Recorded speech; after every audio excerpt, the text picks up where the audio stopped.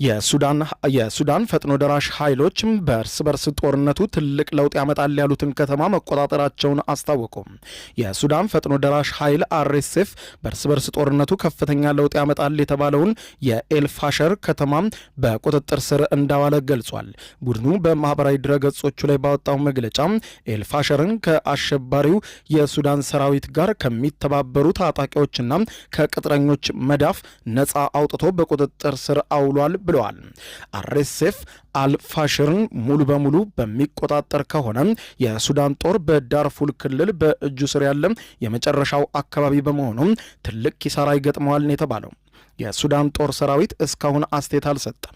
ይህ የሆነው አማጺ ቡድኑ የጦሩ 6ኛ ዲቪዥን ዋና መስሪያ ቤት በቁጥጥር ስር መዋሉን ካስታወቀና ግዙፍ ወታደራዊ ተሽከርካሪዎችን ማውደሙን ከገለጸ በኋላ ነው።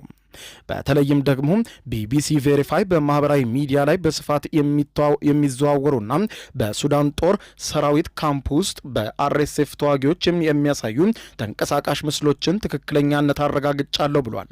በአካባቢው የሰራዊት ደጋፊ የሆኑ ተዋጊዎች ፖፑላር ሬዚስታንስ አርኤስኤፍ የኃይሉን ከፍተኛ ሞራል ለማዳከም በሚዲያ የሐሰት ዘመቻ አካሂዷል ሲል ከሷል።